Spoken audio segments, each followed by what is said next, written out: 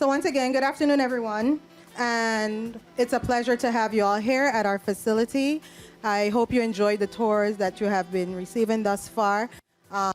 For those of you who've had been on the tours, you know this is a historical site. It was founded in the 1700s, and it was the main stay for the sugarcane plantation here in Sion Farm. Okay, so there's a lot of history going on here at our facility. However, this evening, the reason why we're here is because we just wanted to highlight that the village is still here, we're still doing work in our community, and we're still serving our people. And we wanted to loudly make that noise and put ourselves out there, because a lot of times when we go out in the public, people say, the village is still around.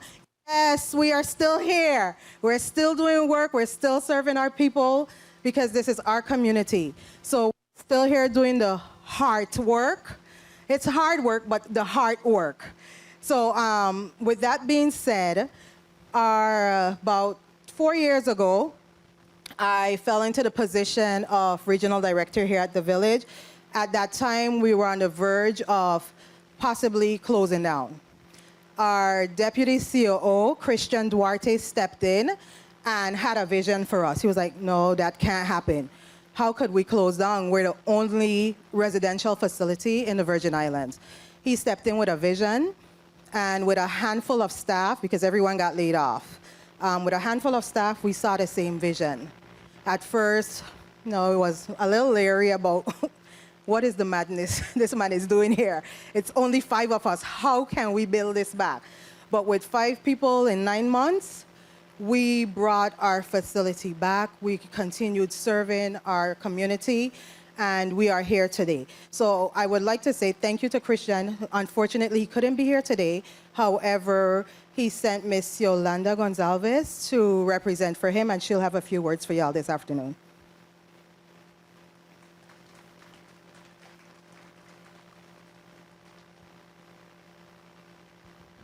Thank you, Marsha. Well, first of all, it's an honor for me to be here, but I would like to let you know that I'm from Puerto Rico, so my English, like Celia Cruz used to say, is not very good looking, but I'm going to do my best for you. So I am the HR coordinator for Westcare Foundation, and for me it's an honor to be here in behalf of Westcare and Mr. Christian Duarte, our Chief Operating Officer, who could not be joining us today. Being here today for me, it's very special. Have the opportunity to hear an address to you in this magical place that used to be an architectural ruins, a historical ground. So it makes this a very special event for Wesker and especially for myself. The Village Partners in Recovery has been serving clients in the U.S. Virgin Islands for more than 30 years. But it is not until 2003 Wesker decided to make the village part of Wesker Foundation. Wesker Foundation is an organization. This October, we're celebrating our 50th anniversary, giving services and empowered everyone who come in contact with our professionals and our organization to engage in the process of healing, growth, and change, benefiting themselves, their families, coworkers, and communities. We serve in 17 states and 3 U.S. territories. Our motto is to uplifting the human spirit, doing so by offering quality health and human services through a wide variety of supporting services. Since I first met the village 8 years ago when I became part of Wesker, I've seen a great evolution in terms of facilities, in terms of services, and the staff. Today, the village have not only its residential and outpatient treatment programs, but they have community-based prevention programs, an innovative program for youth that allows for learning peer resistance through role-playing and discussion groups. I want to take this opportunity as the HR coordinator for Wesker to recognize each of the talented individuals who works here and brings their skills, ideas, passion, and dedication to serve our clients every single day. They spend more time here than maybe at the time with their families. They are led by a great leadership team. Miss Marcia, Petra, Reitza, Brandy, they are a very nice and excellent leaders for the village. And I want to thank you all the staff of the village. We couldn't have done it without you. And also thank you everyone for being here today. Thank you, Yolanda. So to continue on, like Yolanda mentioned, the village has been in existence for over 30 years. We have been serving our community. We have been under West Care for the past 15 years. Everyone knows the village as Substance Abuse Adult Treatment Center. The village has since grown within the last 4 years from just being a substance abuse adult treatment center. We now provide intervention services for youths and young adults, and we are heavy in our high schools, both here and St. Thomas. We also provide prevention services for adolescents and adults. We also have our family services through our Strengthening Families program, which is DHS funded. So with that being said, I would like to introduce my leadership team so that they can come and share with you a little bit about their programs. So currently we'll have Ms. Petra come and talk about treatment.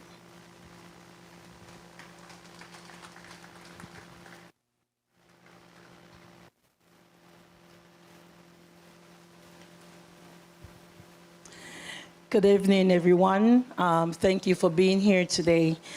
Not very good at public speaking, but I want to say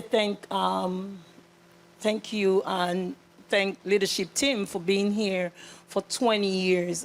For the 20 years, it's been a great impact on my life as much as my residents, because I learned a lot from my residents. They are my go-to people. Experience, I wanted to know, I ask questions, meet with my residents. But what we do on Sion Hill is very important to me and them also. We do wraparound services, case managers, down to immigration, we do for our residents. We never let our residents go hungry. We always think our resident is, for me, my resident is my first. While I love my staff dearly, but I really, truly love my residents, because without our residents, we wouldn't be here.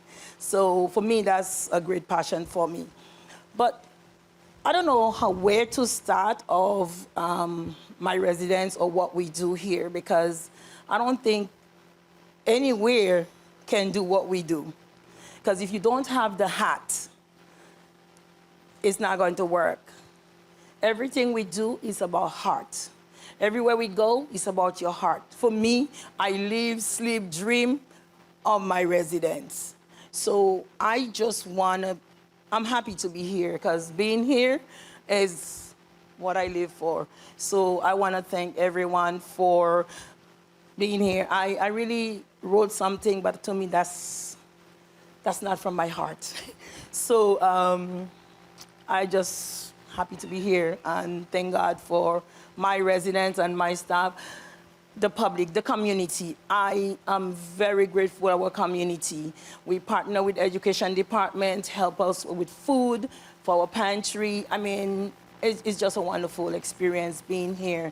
So I just want to thank you. And later on, you will see from one of our clients or friends what they can share. To me, they'll share better than I do. So I am not very good at speaking. So I had to go home and think very much of what I'm going to say. But I just want to say I'm glad to be here and thank you. Okay, before we move forward, I definitely want to recognize some of our individuals that are here. So, welcome to Senator Bolkes and also to Senator Donifred Gregory, okay? I saw Administrator Sanis as well, okay? So thank you all for coming out. Moving forward, we will hear from our ARC coordinator, and she is our intervention. Forgot about Jamila. Welcome. She is our intervention coordinator. Right, sir?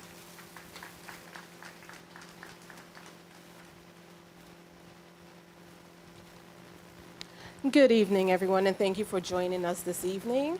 I am Raitza Javois. I am the coordinator for our Adolescents in Recovery and Community Connections program, which we refer to as ARC. ARC does intervention services for adolescents and transitional youths, so we serve 13 to 25. That's the age range that we service. At ARC, we take pride in providing an array of services for our clients, from drug substance use to case management, therapy services. Our mainstay, and I want to take an opportunity to thank the Department of Education as well as Human Services, because we work collaboratively with them. We service the majority of the schools on St. Croix, and St. Thomas. Oh, we do. I'm sorry. We do have a program as well in St. Thomas. And thank you.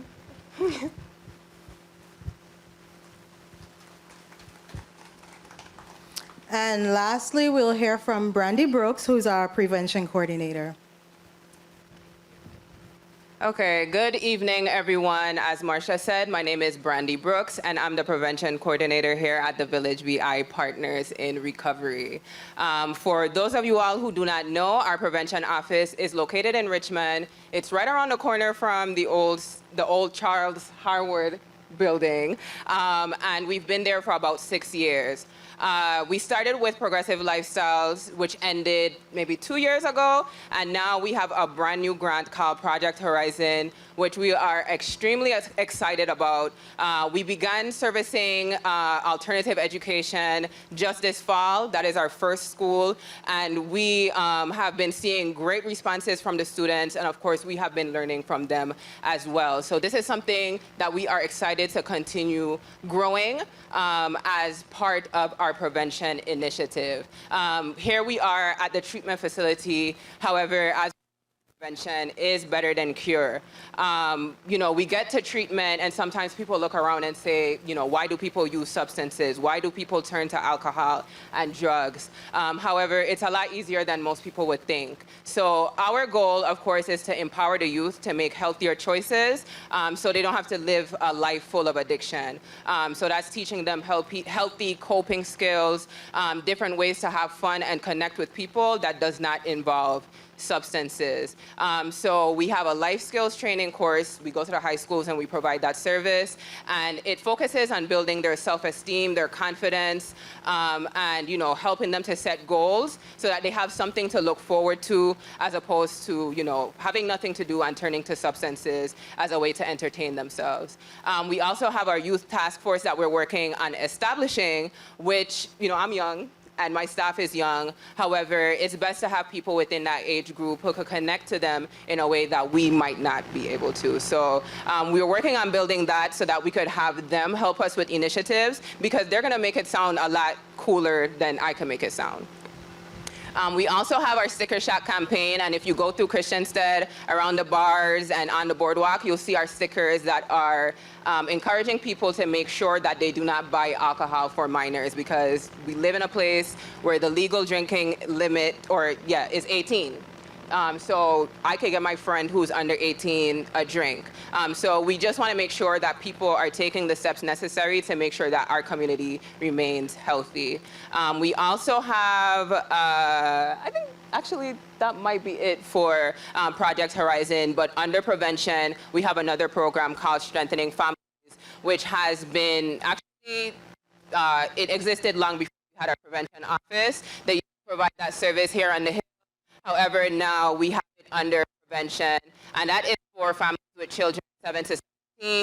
And, you know, when we're talking about, a lot of times people talk about what they tell their kids to do and what they want to do. However, when it comes to parenting and building that relationship, it has to be a two-way relationship. So that is what we focus on at Strength. So pretty much the prevention. Of course, we're continuing to grow. It's grown so much since I started. When it was on the program, and now it's a full of prevention and treatment for the youth. So as Marsha said, we'll continue to expand. And of course, as soon as we do, you guys will be the first to know. Thank you, guys.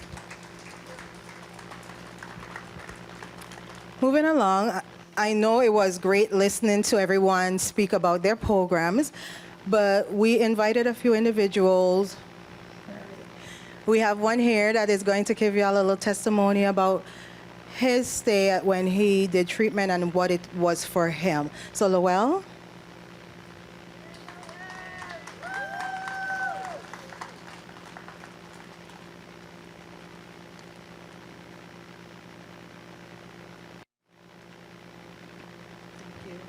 Yes, good afternoon.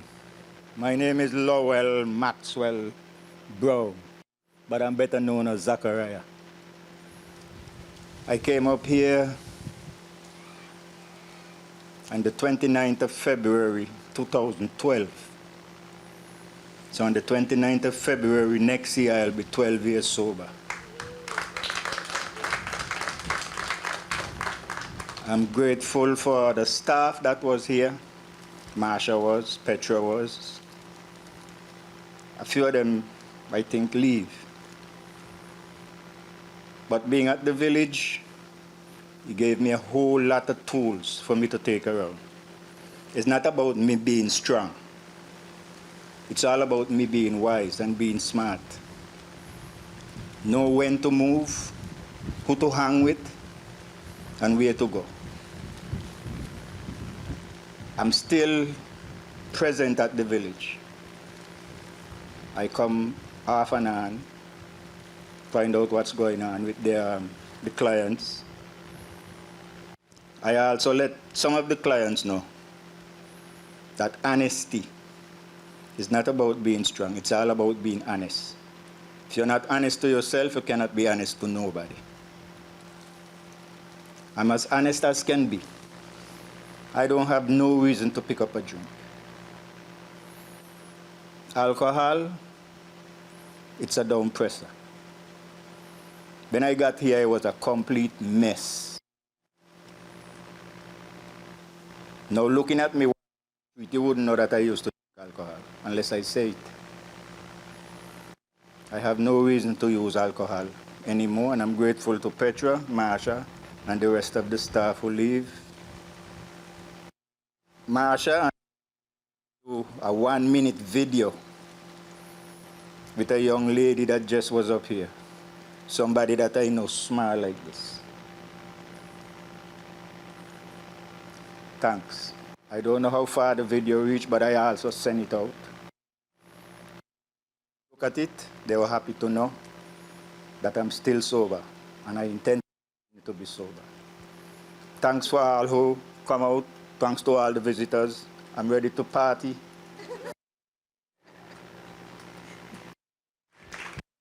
Thank you so much, Lowell, for sharing your experience. So, I think that historically operated for slave labor and bondage, they serve as the rebirth. And this whole evening is about the rebirth of what we are doing. We hear, we be seen, we want to be heard. We are still servicing our people. Like I stated earlier, this is not hard work, it is hard work. And 60 years that I've been involved at the village, I went from SUD counselor to program coordinator and now regional director. This is not about me. I removed myself from this. This is the people that we serve. And each day I get up and pray and move forward to a brand new day. It just reminds me that this is not about myself. This is not about rights. This is not about Petra. While we put everything into it, someone mentioned, we probably spend more time on this facility than we do with our own families sometimes. And it's finding that work-life, personal life balance. But we definitely put our all into it. And I would like to, at this time, say thank you to my leadership team. Without them, I would not be able to do that. So, Raitza, Petra, thank you all so much. And Alyssa is my administrative assistant. She's not here. She's behind the scenes. And she had to help put all of this together. So, of course, she's late, but I would definitely like to give a big thank you to her and recognize her. Shalissa puts a lot of hard work into anything that I say that we're going to. I kind of put this on them very last minute. I was like, we need to do an event. We need to let people know that we planned this in 3 weeks, and everybody put the hard work to get this done. So I would like to say thank you all as well for coming out. Before we wrap up, I would just like to tell you about coming to look out for. We have alcohol abuse PSA that should be coming out soon, and that is our prevention team is working on that. And it's funded by SAMHSA's STOP grant. So keep your eyes and ears tuned for that. We also have our Youth Coalition Council as well that Brandy spoke a little bit about that she's building. Our hope with the Youth Coalition Council is once we get enough kids and we find all the people within the community that we need, to have an official council, we need 12 individuals from our community. So once we find those 12 individuals to represent, then our next plan is to go to CADCA and see if we can get funded and have an official youth council here within the Virgin Islands where we can keep our youths engaged. Also, Brandy spoke about her sticker shock. Look out for it. It's going to be on pizza boxes. So when you're eating your pizza, you're going to see those stickers on there. Think of us. That's us, okay? Just reminding people, do not sell alcohol or do not purchase alcohol for individuals who are underage. At this time, I want to recognize some of our CAC members. This has also been an initiative that we started 4 years ago when I became regional director. We started a community action council member board where we meet every quarter. We kind of update them on what's going on, and they also help us out with some of our needs within the community. Right now, I only see 2 people that's here, but I will still recognize them, but I'll give the names of everyone who's on that council. So we have Samuel Sanis, who is our council president. We have Allison de Gazon, who's our council vice president, Naomi Joseph, Nikita Ward, Dodson James, and Latasha Joseph. So Latasha is here, and also Samuel Sanis. I would like to say to them, thank you very much for all the hard work that you all assist us with, and thank you for always making that time Saturday every month to come out and hear what we have to say about what's going on. That is it for us this evening. However, there are refreshments that you can partake in on the inside. I know it's very hot, so definitely grab something to drink. We have some tour guides if you want to have a tour of the facility if you have never been here, so you can see what we have going on around here at our facility. And we'll have Rising Star play us some music and entertainment for right now. So everybody have a good evening and enjoy yourselves. Thank you all for coming out.